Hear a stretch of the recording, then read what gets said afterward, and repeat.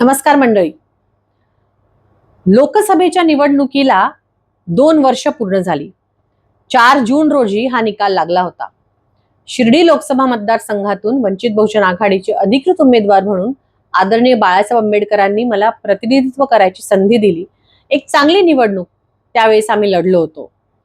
शिर्डी लोकसभा मतदारसंघातून उद्धव बाळासाहेब ठाकरे गटाचे माननीय खासदार भाऊसाहेब वाकचौरे हे निवडून गेले होते.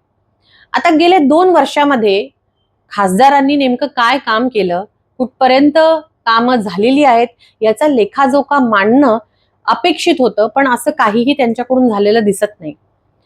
त्यांच्या जाहीरनाम्यामध्ये, हा जाहीरनामा त्यांनी 2024च्या लोकसभा निवडणुकीमध्ये जाहीर केला होता, अशा अनेक गोष्टी नमूद आहेत की ज्या त्यांनी लोकांना कबूल केलेल्या आहेत की ह्यासाठी ते प्रयत्न करणार आहेत.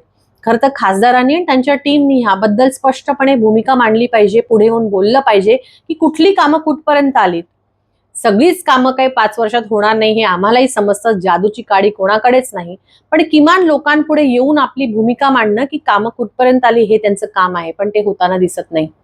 त्याचबरोबर राजकीय, सामाजिक आणि इतर सगळ्या प्रश्नांवरती जसे बाकी खासदार जे आज ऑपोजिशन पार्टीज मध्ये आहेत, जे विरोधी पक्षात आहेत, ते आपली भूमिका ठामपणे मांडत आहेत, ते भाजप, RSS या सगळ्या विचारसरणींच्या विरोधात बोलत आहेत, तशी कुठलीही ठोस भूमिका कुठल्याही सामाजिक प्रश्नावरती शिर्डी लोकसभेचे खासदार घेताना मला दिसत नाहीत. एवढंच काय, लोकसभेमध्ये महिलांवरती होणारे अन्याय अत्याचार असो, दलितांवरती होणारे अन्याय अत्याचार असो, ह्यामध्ये सुद्धा ठोस भूमिका कुठलीच घेताना ते दिसत नाही. ही खरं तर शोकांतिका आहे. 2 वर्ष झालेली आहेत, 3 वर्ष अजून कार्यकाळ त्यांना अजून बाकी आहे आणि काम करण्यासाठी खूप वाव आहे. नको त्या राजकीय उलथापालथींमध्ये कुठेही विसंबून न राहता आपल्या लोकसभेच्या लोकांनी आपल्याला निवडून दिलेलं आहे साहेब, त्यांच्यासाठी तुम्ही काम करा, हीच विनंती या निमित्ताने करते.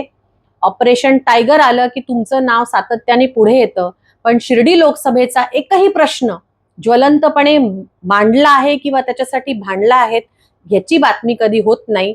ही शोकांतिका आहे. धन्यवाद. जय भीम, जय शिवराय, जय संविधान.